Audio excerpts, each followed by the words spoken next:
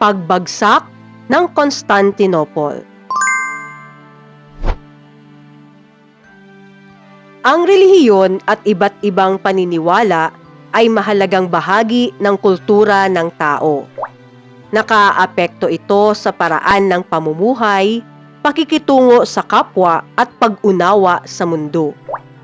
Sa pag-aaral ng mga paniniwalang ito, mas nauunawaan natin kung paanong nahuhubog ang pagkakakilanlan ng bawat lipunan.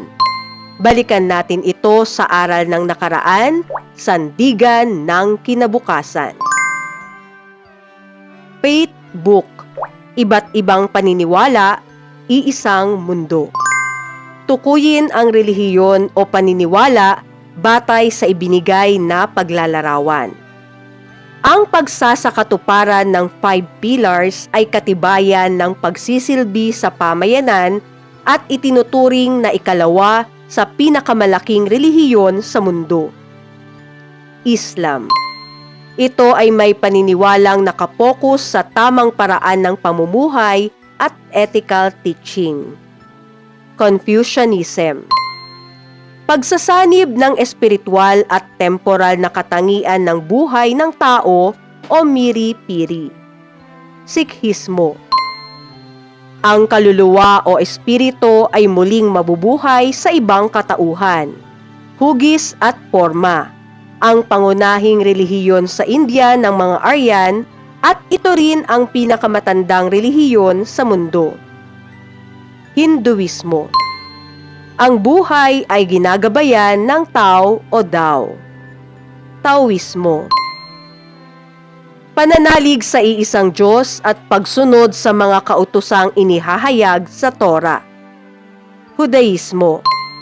Ang kami ang tanging nag-uugnay sa tao at pisikal na kapaligiran at ito ay nangangahulugang daan o kaparaanan ng Diyos. Shintoismo. Ang kaligtasan ng tao ay nakasalalay sa pagsunod sa mga aral ni Hesukristo. Kristyanismo. Nakasentro sa buhay ng kawalan ng karahasan sa tao, hayop at halaman. Jainismo. Ang pagpapakasakit at kalungkutan ay sanhi ng kasakiman ng tao sa material na bagay, at ito ang relihiyon na itinatag ni Gautama Buddha. Budismo. Ang mga relihiyon at iba't ibang paniniwala sa daigdig.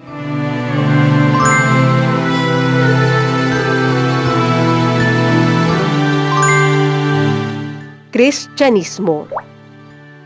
Ang Kristyanismo na nagsimula bilang simpleng pananampalataya sa Judea ay lumawak at sa pamumuno ni Emperador Constantine the Great ay naging opisyal na relihiyon ng Imperyong Romano. Upang mapalakas ang kontrol sa silangang bahagi ng imperyo, itinatag ni Emperador Constantine ang Constantinople noong 330 CE bilang bagong kabisera. Dito nagsimula ang Byzantine Empire, ang tagapagmana ng silangang Imperyong Romano. Ang pangalang Byzantine ay mula sa Byzantium, ang dating pangalan ng Constantinople na ngayon ay Istanbul, Turkey. Dahil sa pananalakay ng mga barbaro, kahinaan ng pamahalaan at krisis pang-ekonomiya, bumagsak ang kanlurang Imperyong Romano noong 476 CE. Sa kabila nito, nanatiling matatag ang Constantinople. Sa pamumuno ni Justinian I, darating ng Byzantine Empire ang rurok ng tagumpay, nang muling masakop ang ilang dating teritoryo ng kanlurang imperyo. Ang pagbagsak ng kanlurang imperyo noong 476 CE ay nagbukas ng gitnang panahon o medieval period, kung saan nangingibabaw ang simbahang Katolika at naimpluwensyahan ang pamahalaan, edukasyon at kultura. Dahil kakaunti ang marunong bumasa, Ang mga monasteryo ang naging sentro ng pagkatuto, habang ang Europa ay pinamunuan ng mga monarko at maharlika sa ilalim ng sistemang feudal. Sa pag-usbong ng gitnang panahon, nanatiling makapangyarihan ang simbahang Katolika sa kanlurang Europa, habang patuloy namang lumalakas ang silangang imperyo na nakasentro sa Constantinople. Dahil sa pagkakaiba sa wika, kultura at pananampalataya, lumalim ang tensyon sa pagitan ng Papa sa kanluran at ng Patriarka sa silangan.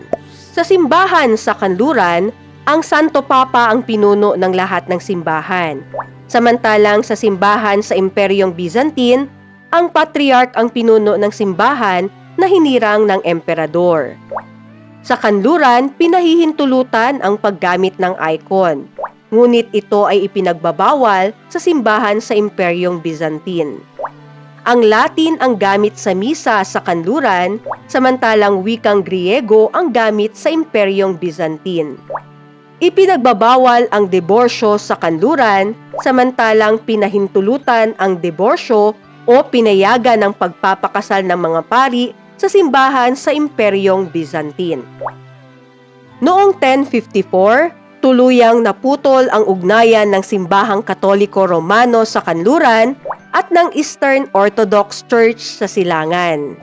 Ang paghihiwalay na ito, na tinatawag na Great Schism, ay nagbunga ng dalawang magkaibang sangay ng Kristyanismo. Sa loob ng maraming siglo, lumakas naman ang Byzantine Empire sa pamumuno ng mga emperador na nagpatibay sa relihiyon, sining at pamahalaan. Isinaayos ni Emperador Justinian I ang pamamahala sa imperyo sa pamamagitan ng pagbubuo ng kodigo mula sa mga sinaunang batas ng Rome sa tulong ng mga pangkat ng dalubhasa. Tinawag itong Corpus Juris Civilis o Code of Justinian, na naging pundasyon ng batas sa maraming bansa at isa sa pinakamahalagang pamana ng Byzantine sa kabihasnan. Itinayo din ang Hagia Sophia bilang simbolo ng kapangyarihan at pananampalataya.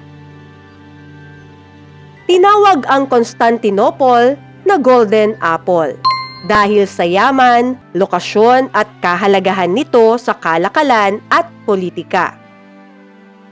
Upang maprotektahan ang lungsod, nagtayo sila ng makakapal na pader at naglagay ng malaking kadena sa bukana ng dagat upang hadlangan ang paglusob ng mga kaaway. Tanong at sagot. The Byzantine Challenge. Tukuyin ang mga sumusunod. Siya ang emperador na nagdeklara ng Kristyanismo bilang opisyal na relihiyon ng Imperyong Romano. Emperador Constantine. Dating pangalan ng Constantinople bago ito pinalitan ni Constantine. Byzantium. Tawag sa imperyo na nagpatuloy sa silangang bahagi ng Imperyong Romano.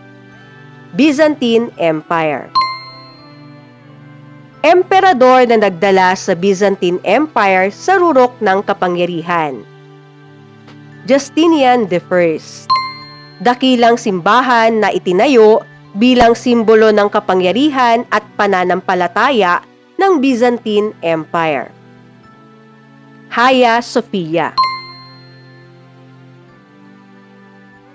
Tawag sa paghihiwalay ng simbahang Katoliko Romano at Eastern Orthodox Church noong 1054. Great Schism. Panahon na sumunod matapos bumagsak ang kanlurang Imperyong Romano noong 476 CE. Gitnang panahon o medieval period. Tawag sa pinuno ng simbahang Katoliko sa kanlurang Europa. Papa. Tawag sa pinuno ng Eastern Orthodox Church sa silangan. Patriarch. Kodigo ng batas na ipinagawa ni Justinian I. Corpus Juris Civilis. Noong ika-15 siglo, unti-unting humina ang Constantinople dahil sa panloob na kaguluhan at panlabas na banta. Sa loob ng imperyo, lumala ang krisis pang-ekonomiya, korupsyon at madalas na pagpapalit ng pinuno na nagdulot ng kahinaan sa pamahalaan. Samantala sa labas, patuloy na lumalakas ang Imperyong Ottoman na naghangad sakupin ang lungsod bilang sentro ng kalakalan at kapangyarihan. Noong 1453, pinamunuan ni Sultan Mehmed II na kilala bilang Mehmed the Conqueror ang isang malawakang pagkubkob sa Constantinople na tumagal ng halos 2 buwan. Gumamit siya ng makabagong estratehiya, malalaking kanyon upang gibain ang makakapal na pader, mahigpit na blockade sa dagat at lupa, at isang mapanlikhang taktika kung saan inihatak ang mga barko sa lupa upang makalusot sa Golden Horn na mahigpit na binabantayan. Sa kabila ng matapang na paglaban ng huling emperador na si Constantine XI Palaiologos, bumagsak ang lungsod noong May 29, 1453. Implikasyon ng pagbagsak ng Constantinople. Byzantine Empire natapos.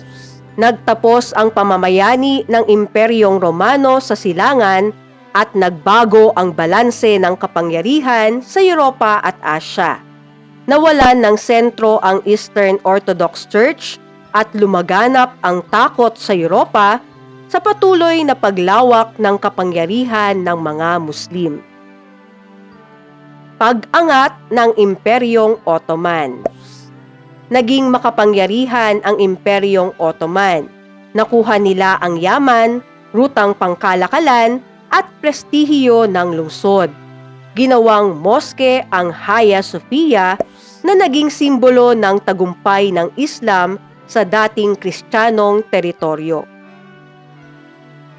Ginambala ang kalakalan. Nahinto ang dating ruta ng kalakalan sa pagitan ng Europa at Asya, lalo na sa Pampalasa, kaya napilitan ang mga Europeo na maghanap ng bagong ruta. Simula ng panahon ng pagtuklas at kolonisasyon, ang paghahanap ng bagong ruta ng kalakalan ay nagbunsod sa panahon ng pagtuklas. Nadiskubre ang mga bagong lupain, nagsimula ang kolonisasyon at lumawak ang pandaigdigang kalakalan. Ito rin ang simula ng paglawak ng impluwensyang Europeo sa buong mundo. Ambag ng mga Griyegong iskolar sa Renaissance. Maraming iskolar mula sa Constantinople ang lumipat sa kanlurang Europa. Dala ang kanilang mga manuskrito at kaalaman. Ito ay naging mahalagang salik sa pagsibol ng Renaissance sa Italy, na nagbigay daan sa muling pagsilang ng sining, agham at filosofiya. Kultural na palitan ng Kristiyano at Muslim. Sa kabila ng tensyon, nagkaroon ng palitan ng sining, ideya at teknolohiya sa pagitan ng mga Muslim at Kristiyano. Ang interaksyong ito ay nagpayaman sa kabihasnan ng parehong panig at nagbukas ng daan sa mas malawak na pag-unawa sa kultura ng bawat isa.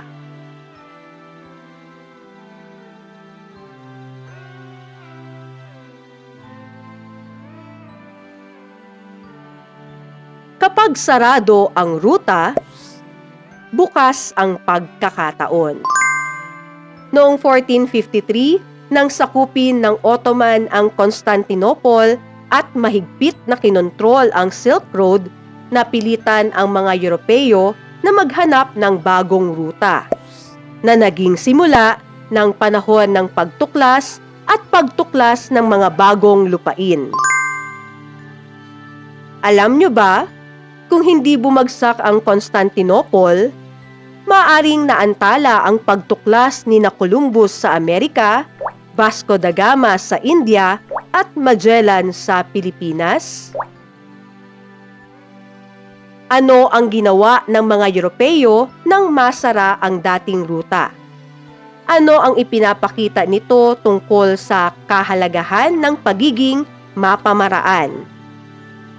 Isang araw biglang nasira ang internet sa bahay at may kailangang ipasa na gawain sa paaralan. Paano mo malulutas ang sitwasyong ito upang maipagpatuloy ang iyong pag-aaral? Ano ang mga alternatibong paraan na maaari mong gawin? Constantine No More. Blanks that change the world. Puna ng patlang ng tamang sagot. Itinatag ni Constantine the Great ang Constantinople bilang kabisera ng Byzantine Empire na nagpatuloy matapos bumagsak ang kanlurang Roma. Sa kabila ng lakas nito, humina ang imperyo dahil sa Great Schism at pananakop ng mga kaaway.